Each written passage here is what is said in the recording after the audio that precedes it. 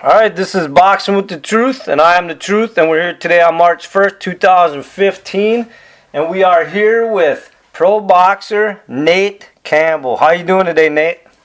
I'm good. How you doing? I'm good. I'm excited to interview you. I hear that you're in the ring, you're training. Are we gonna see you fight soon? Well, I don't particularly know when I'll fight again, but I do know that I don't want to fight again. I'm working out, so that's always a dangerous thing when I get to working out. Okay, so you're actually age 42 right now, right? I'm actually what? You're actually 42 years old right now? 42 for the next 6 days. Okay, well, happy birthday, early happy birthday. Thanks. Okay, so how much longer do you want to box? I don't want to box that much longer, but I do want to, box just a little bit longer. There's a couple of guys I want to beat. Okay, well, we can bring those up in the interview in a minute. I don't particularly know any names, but I would fight anybody. I want to fight any of those top guys right now. I fought Danny Garcia on 3 days. I want to talk about that later. Let's go ahead. Okay, well, first, I just want to let the fans know, some of them that don't know or some of them that do know, your pro record is actually 37 wins, 26 knockouts, 11 losses, and 1 draw. Right, that's right. One no contest. Okay, and your nickname is actually the Galaxxy Warrior. Where did that come from? Well, it came from the gym I was a member of. When they closed the gym down, I wanted to commemorate the gym, so I had a little tattoo on my arm that had Warrior.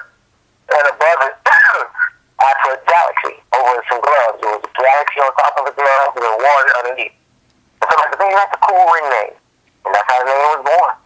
Okay, and just so the fans do know, you're actually a former WBA champion, WIBF champion, and a WBO former champion. Yeah,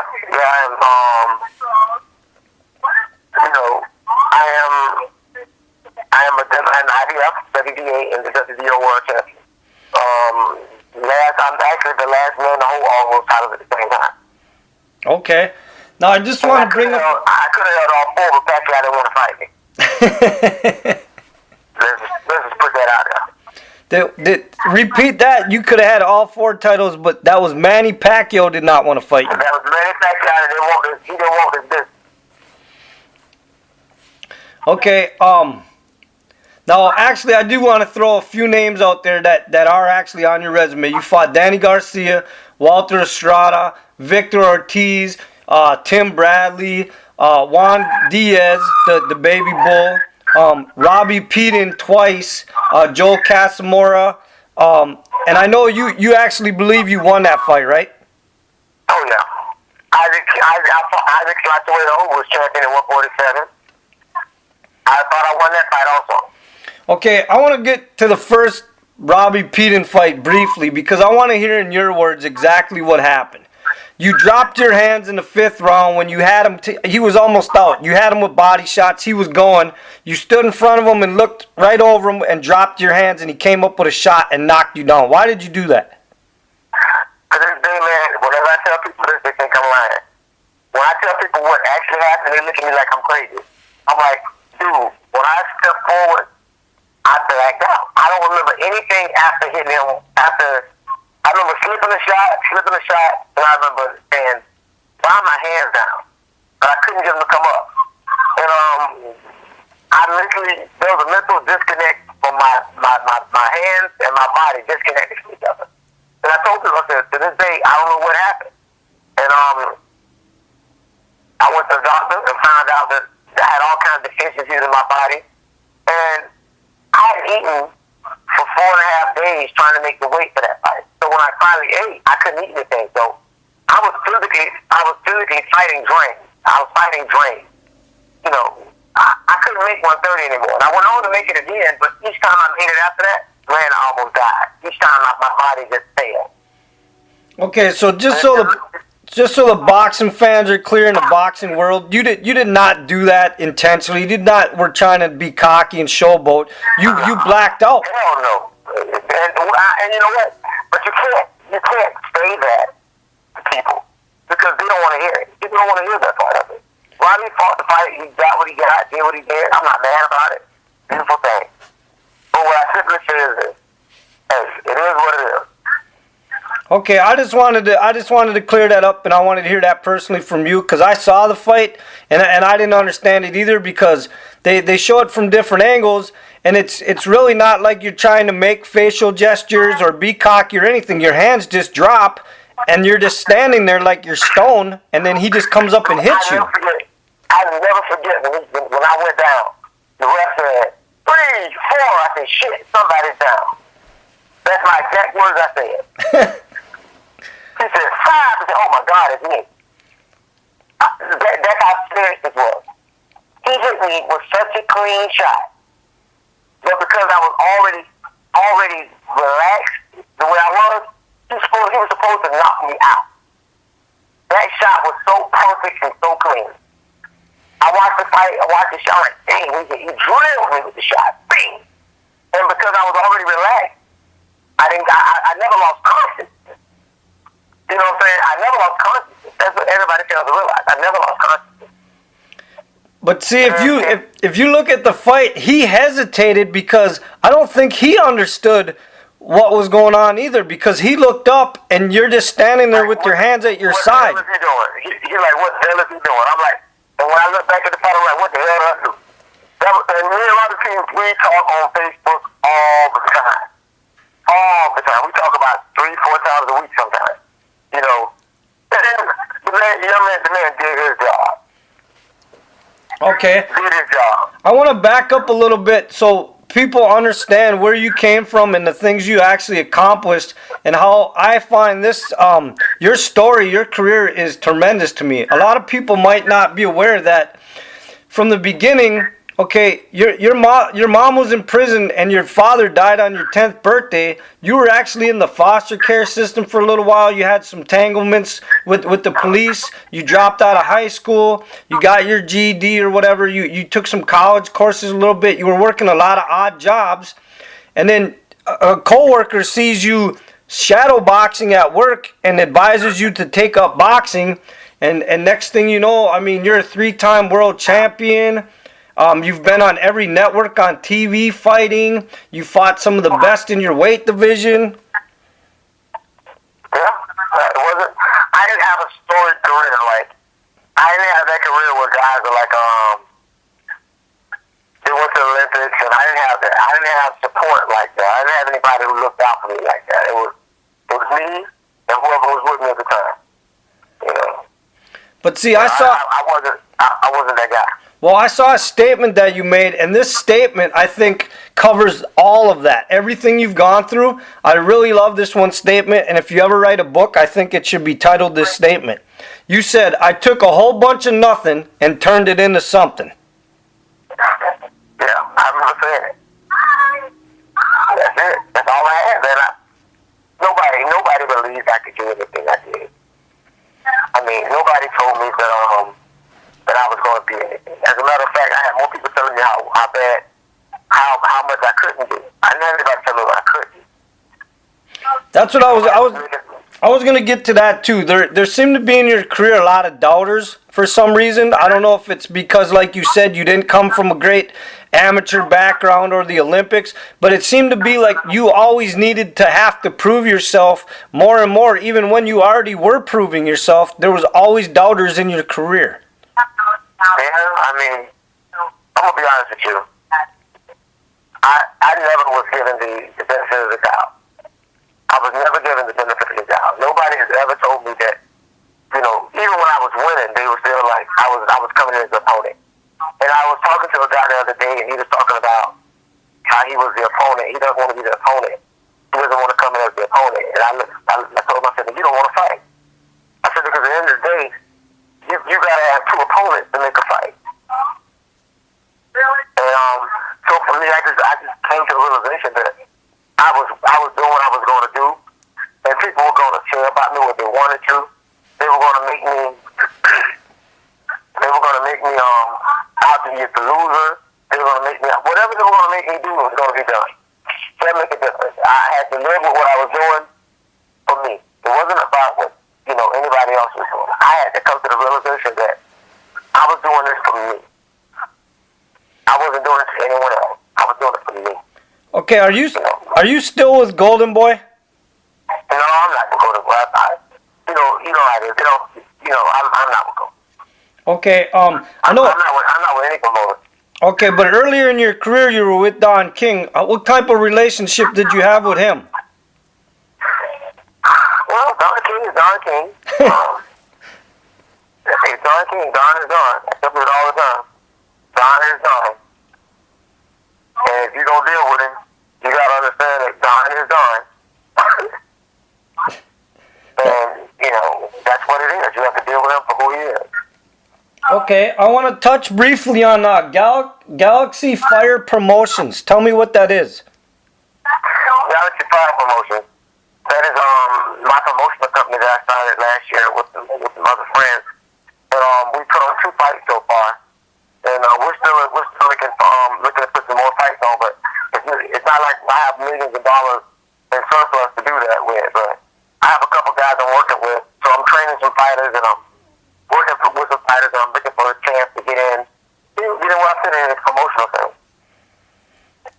Okay, and that's down in Florida, right? Yeah, I put shows on everywhere.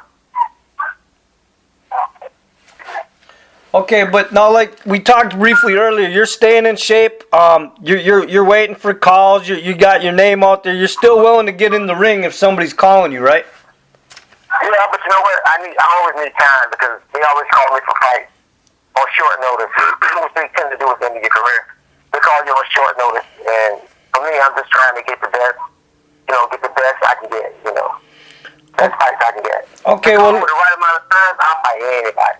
Okay, well, speaking of that, you're gonna fight at light welterweight now, right? Light welter, I will go to welter. Huh? I said with light welter, and I will go to welter. Okay, well, I want to bring up some names in the light welterweight and see if you know who they are and what you think if you'd ever fight them or whatever. How about Ricardo Williams Jr.? Ricardo doesn't fight at 140. Well, he's listed in the box rec at as number 19 right above you, and you're at 24. I didn't know Ricardo was fighting 140. I love Ricardo. I've been with Ricardo since we were amateurs together. I'll fight anybody. If there's a chance for us to both make money and make a living, yeah, I definitely will fight it. How? If I don't fight it, there won't be any hate. Have you heard of Amir Iman? I heard of it. Would you have any interest in fighting him? He's a prospect. He's 15-0. Okay, dude. If they make the fight, he can have it. He can get it. You don't have to call the name to me. I mean, I know he's one of these up-and-coming prospects. Those guys that they've been moving to do some things. And he's 16 with 14 knockouts. About 5'10", and I'm just, look, I fight anybody.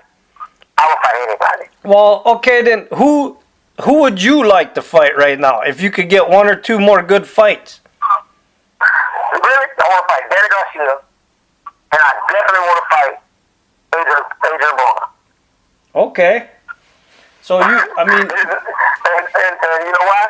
Because I fought Danny Garcia on short notice. I thought I beat him, but I love a chance to have a proper training camp and come out and tear his ass up. And Adrien Broner, a lot of guys you just fight for the money alone. But Adrien Broner, I'm like, I don't know. I just want to fight him. So you want a rematch though, really, against Garcia? Yeah, I really want to rematch Garcia.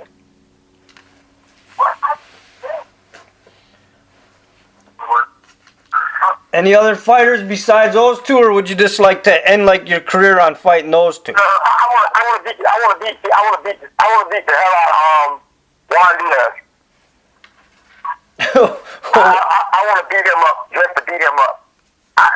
told people on several occasions that I was on steroids when we fought. So I really would love to take the time to beat the hell out of him one more time. I was just gonna say why, because you already did, but I can understand why now. You know, the problem is, I don't dislike him. I think he's a sore loser. You know, the problem is they don't understand that I want to beat him up. I don't just want to beat him. I wanted to beat him up that night, and I did. I could have stopped him when I wanted to. I took my time and just rolled him over in the cold. So you're basically though concentrating on this promotional company, but you'd still, like I said, just get a couple more fights in and then end your career. Is that what you want to do? Yeah, that's it. That's it. I really want to build my team too. I have a heavyweight with I think we just signed to fight Chris Ariello. Curtis Harper. He's 12-3. And a lot of people are like, man, you stepping him up. Yeah, because I know that he is a phenomenal fighter. That was just offered to you. Is that what you said? Yeah, I think we just signed for it. His management just signed for it. Is that gonna happen between you two? Well, I guess Curtis and Chris Ariello. Yeah. We took the fight. We waiting on him. When is it? I said we took the fight. We're waiting on him. Oh, okay. So there's no date or anything made yet. You're just waiting to see if he signs the. March 13th. Oh, okay. Is that going to be on TV? I don't know if it was supposed to be on Spike. I don't know if it's going to be on TV or not. Okay. Do you know? You said on Spike. Is that the new premier boxing champions? Is that? I don't know who it is. Okay. Well, that's an interesting fight. No, we'll be into it it will be.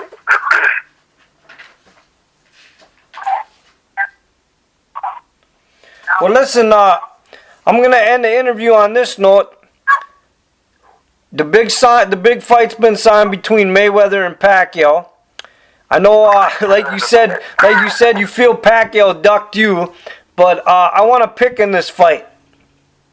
I don't care. I mean, both guys have a tendency. Mayweather's a better defensive fighter. Pacquiao's a better offensive fighter, but I believe that Mayweather is going to outclass him. But power changes everything. Okay. So basically, you wanna fight a rematch against Garcia. You want Adrien Broner. You want to beat the shit out of Juan Diaz one more time, and Manny Pacquiao ducked you.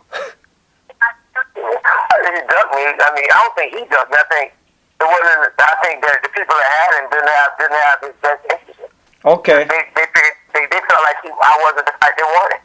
At 135, he had the WBC belt. I had all the other belts. Why couldn't we fight?